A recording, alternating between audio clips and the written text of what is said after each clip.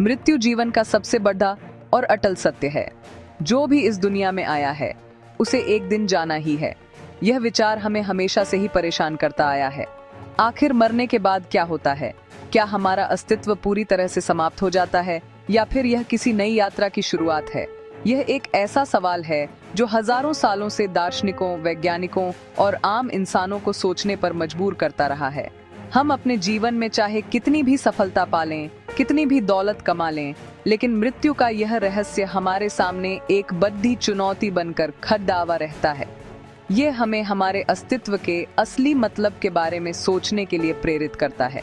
यह सवाल सिर्फ डर या जिज्ञासा से नहीं जुड़ा है, बल्कि यह हमारे जीवन जीने के तरीके को भी प्रभावित करता है। अगर मृत्यु के बाद भी जीवन है, तो हमें अपने कर्मों के बारे में सोचना होगा।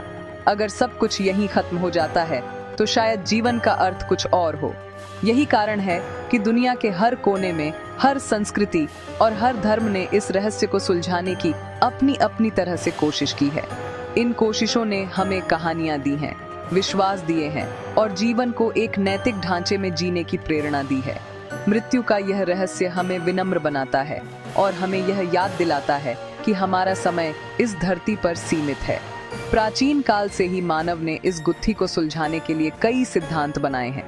हमारे पूर्वजों ने सितारों को देखकर, प्रकृति के चक्र को समझकर और अपने अंदर झांककर इस सवाल का जवाब ढूंढने की कोशिश की।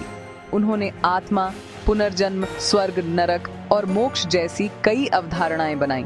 ये अवधारणाएं केवल कल्पना नहीं हैं, बल्कि ये जीवन को एक अर्थ देने का प्रयास है। ये हमें बताती हैं कि हमारा जीवन केवल खाने पीने और सोने तक सीमित नहीं है, बल्कि इसका एक बड़ा उद्देश्य है। मृत्यु का विचार हमें याद दिलाता है कि हमें अपने रिश्तों को, अपने कर्मों को और अपने समय को महत्व देना चाहिए। इसलिए मृत्यु के बाद क्या होता है, यह जानना सिर्फ एक दार्शनिक खोज नहीं है, बल्कि यह एक व्यक्तिगत यात्रा भी है। यह हमें खुद से यह पूछने पर मजबूर करता है कि हम कौन हैं और हमारा यहाँ होने का क्या मकसद है। इस सवाल का जवाब चाहे जो भी हो, लेकिन इसकी खोज हमें निश्चित रूप से एक बेहतर इंसान बनने की राह दिखाती है। यह हमें सिखाता है कि जीवन कितना कीमती है और हमें हर पल को पूरी जागरूकता और अच्छाई के साथ जीना चाहिए। यह रहस्य हमें डराता भी है और हमें जीवन से प्यार करना भी सिखाता है। हिंदू धर्म में मृत्यु को अंत नहीं, बल्कि एक पडिढाव माना जाता है। यहाँ शरीर को नश्वर और आत्मा को अमर बताया गया है। भगवद गीता में श्री कृष्ण अर्जुन से कहते हैं, जैसे मनुष्य पुराने वस्त्रों को त्याग कर नए वस्त्र धारण करता है, उसी प्रकार आत्मा पुराने और बेकार शरीर को त्याग कर नया शरीर धारण करती है। इसका मतलब है कि आत्मा कभी नहीं मरती, वह बस एक शरीर से दूसरे शरीर में यात्रा करती है। इस यात्रा को ही पुनर्जन्म का चक्र कहा जाता है। यह चक्र तब तक चलता रहता है जब तक आत्मा अपने कर्मों के बंधन से मुक्त नहीं हो जाती। कर्म का सिद्धांत इस पुनर्जन्म की यात्रा का आधार है। हमारे हर अच्छे या बुरे काम का फल हमें भुगतना पड़ रहता है। अगर हम इस जीवन में अच्छे कर्म करते हैं, तो हमें अगले जन्म में बेहतर जीवन मिलता है, जैसे कि एक अच्छे परिवार में जन्म लेना या सुखी जीवन जीना। वहीं बुरे कर्मों का फल हमें अगले जन्म में दुख और कष्ट के रूप में मिलता है। ये एक प्राकृतिक न्याय व्यवस्था की तरह है, जहां हर क्रिया की प्रतिक्रिया होती है। गरुड़ पुराण और कई अन्य ग्रंथ बताते हैं कि मृत्यु के बाद आत्मा यमलोक की यात्रा करती है, जहां चित्रगुप्त उसके कर्मों का हिसाब किताब करते हैं और उसी के आधार पर उसका अगला जन्म तय होता है। इस चक्र का अंतिम लक्ष्य मोक्ष प्राप्त करना है। मोक्ष का अर्थ है जन्म और मृत्यु के इस अंतहीन चक्र से मुक्ति पा लेना। यह वह अवस्था है जब आत्मा अपने असली स्वरूप को पहचान लेती है और परमात्मा में विलीन हो जाती है। उपनिषदों में कहा गया है, अहम ब्रह्मास्मि, अर्थात मैं ही ब्रह्म हूँ। जब आत्मा को यह ज्ञान हो जाता है कि वह उस परम सत्ता का ही अंश है, तो वह सभी बंधनों से मुक्त हो जाती है। मोक्ष पाने के लिए ज्ञान, भक्ति और कर्म, इन 3 मार्गों का वर्णन किया गया है। व्यक्ति अपनी प्रकृति के अनुसार इनमें से कोई भी मार्ग चुनकर मोक्ष की ओर बरक सकता है। इस प्रकार हिंदू धर्म में मृत्यु एक भयानक अंत नहीं है, बल्कि आत्मा की आध्यात्मिक यात्रा का एक महत्वपूर्ण हिस्सा है। यह हमें सिखाता है कि हमारा वर्तमान जीवन हमारे पिछले कर्मों का परिणाम है और हमारे आज के कर्म हमारा भविष्य तय करेंगे। यह अवधारणा हमें नैतिक और जिम्मेदार जीवन जीने के लिए प्रेरित करती है। यह हमें आशा देती है कि हम अपने कर्मों से अपना भाग्य सुधार सकते हैं और अंततः इस संसार के दुखों से हमेशा के लिए मुक्त हो सकते हैं। यह जीवन को एक बड़े परिप्रेक्ष्य में देखने का नजरिया प्रदान करता है। दुनिया के अन्य बौद्ध धर्म भी मृत्यु के बाद जीवन की अपनी अपनी व्याख्या प्रस्तुत करते हैं, जो हिंदू धर्म से कुछ मायनों में अलग है। ईसाई धर्म में पुनर्जन्म की अवधारणा नहीं है। इसके अनुसार हर इंसान को केवल एक ही जीवन मिलता है। मृत्यु के बाद सभी आत्माएं क़यामत के दिन का इंतजार करती हैं। उस दिन ईश्वर सभी को उनके कर्मों के आधार पर न्याय देंगे। जिन्होंने अच्छा जीवन जिया और ईश्वर में विश्वास रखा, वे हमेशा के लिए स्वर्ग में रहेंगे, जहां सुख और शांति है। वहीं जिन्होंने पाप का जीवन जिया, उन्हें नरक की आग में हमेशा के लिए जलना होगा, जहां अंतहीन पीड़ा है। इस्लाम धर्म की मान्यता भी ईसाई धर्म से काफी मिलती जुलती है। इस्लाम में भी एक ही जीवन का सिद्धांत है। मृत्यु के बाद आत्मा बरज़ख नामक एक मध्यवर्ती अवस्था में रहती है और कयामत का इंतजार करती है। कयामत के दिन अल्लाह सभी इंसानों को दोबारा जीवित करेंगे और उनके आमाल का हिसाब लेंगे। जिनके अच्छे कर्म ज्यादा होंगे उन्हें जन्नत नसीब होगी, जो खूबसूरत बागों और अनगिनत आशीर्वादों से भरी जगह है। जिनके बुरे कर्म ज्यादा होंगे उन्हें जहन्नम की आग में डाल दिया जाएगा, जो एक भयानक सजा की जगह है। यह विश्वास मुसलमानों को अल्लाह से डरने और एक नेक जीवन जीने के लिए प्रेरित करता है। बौद्ध धर्म का दृष्टिकोण थोड़ा अलग है।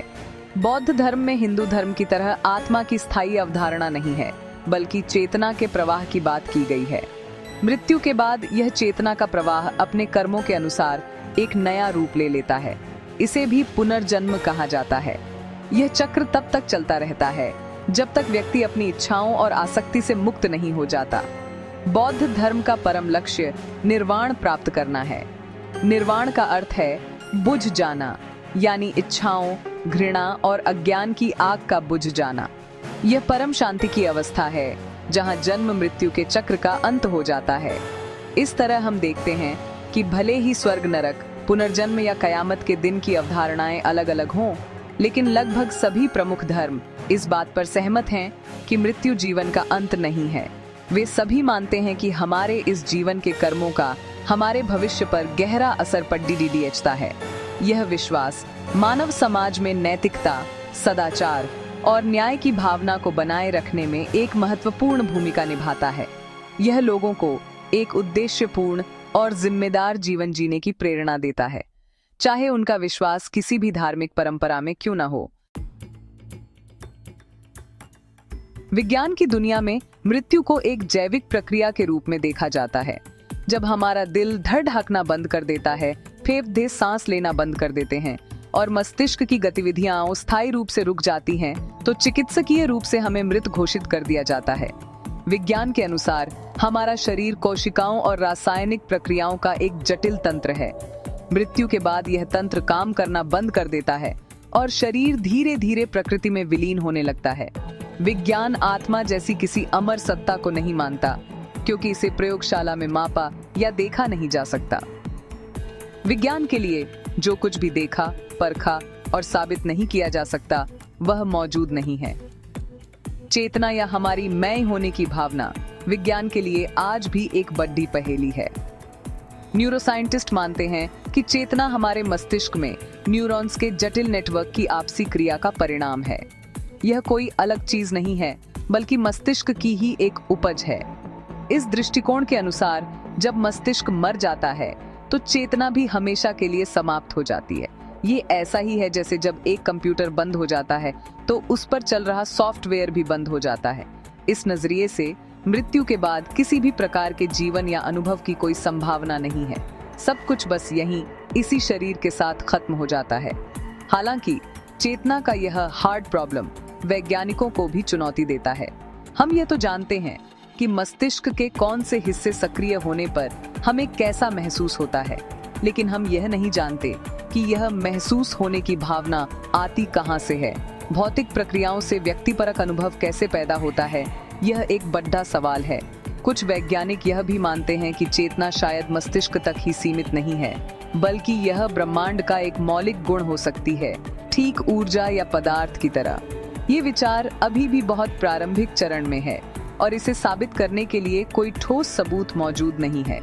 संक्षेप में, वर्तमान वैज्ञानिक समझ के अनुसार मृत्यु एक अंतिम जैविक अंत है। हमारा व्यक्तित्व, हमारी यादें और हमारी चेतना, सब कुछ मस्तिष्क की गतिविधियों पर निर्भर है और मस्तिष्क के मरने के साथ ही सब समाप्त हो जाता है। विज्ञान सबूतों पर आधारित है और आत्मा या मृत्यु के बाद के जीवन का कोई ठोस सबूत अब तक नहीं मिला है। इसलिए वैज्ञानिक दृष्टिकोण हमें बताता है कि हमें इसी जीवन पर ध्यान केंद्रित करना चाहिए, क्योंकि शायद यही एकमात्र जीवन है जो हमारे पास है। यह हमें धार्मिक मान्यताओं से परे तर्क और प्रमाण के आधार पर दुनिया को समझने के लिए प्रोत्साहित करता है। विज्ञान जहां मृत्यु को एक अंतिम अंत मानता है, वहीं कुछ अनुभव इस धारणा को चुनौती देते हैं। इनमें से सबसे प्रमुख है निकट मृत्यु अनुभव या नियर डेथ एक्सपीरियंस, जिसे हम संक्षेप में NDE भी कहते हैं। यह उन लोगों का अनुभव है जिन्हें चिकित्सकीय रूप से मृत घोषित कर दिया गया था, लेकिन फिर वे किसी तरह वापस जीवित हो गए। दुनिया भर में लाखों लोगों ने ऐसे अनुभव साझा किए हैं।